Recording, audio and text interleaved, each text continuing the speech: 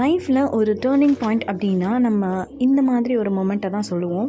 So நானுமே tuition படிச்சிருக்கேன். ஆனால் எங்களுக்கு இந்த மாதிரி ஃபெசிலிட்டிஸ்லாம் இருக்குமா அப்படிங்கிறது டவுட்டு தான். ஸோ இங்கே படிக்கிற ஒவ்வொரு ஸ்டூடெண்ட்டுமே அவங்களுடைய கனவுகளை நோக்கியும் இல்லை அவங்களுடைய அப்பா அம்மா சாட்டிஸ்ஃபேக்ஷனுக்காகவும் படிக்கிற பசங்க. ஸோ என்றைக்குமே வந்து நம்மளுடைய எஃபர்ட்ஸ் நம்ம போட்டோம் அப்படின்னா அதுக்கான பலன் கண்டிப்பாக உண்டு. ஸோ அவ்வளோ ஒன்றும் எல்லோரும் வெல் செட்டில்டு ஃபேமிலி கிடையாது. ஸோ என்னால் முடிஞ்ச அளவுக்கு நான் எவ்வளோ அவங்கள ட்ரெயின் பண்ண முடியுமோ அவ்வளோ நான் என்னோடய எஃபர்ட்ஸ் போட்டுட்ருக்கேன். அதே மாதிரி அவங்களோட சைடில் இருந்தும் அவங்களோட எஃபர்ட்ஸ் போட்டுட்ருக்காங்க. ஸோ எல்லா பேரண்ட்ஸ்க்கும் நான் சொல்கிறேன், மார்க் மட்டுமே லைஃப் கிடையாது. ஸோ அதை தாண்டி நிறையாவும் இருக்குது. ஸோ இந்த வயசில் படிக்கிறது எதுக்கு அப்படின்னா, ஸோ ஃபினான்ஷியலாக அவங்களுடைய சில்ட்ரன்ஸோடைய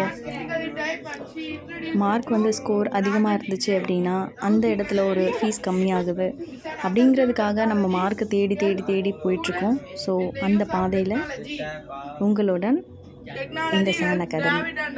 ஸோ எப்போதுமே இது ஒரு சப்போர்ட்டிவாக ஒரு டியூஷனாக கண்டிப்பாக இருக்கும். தேங்க்யூ.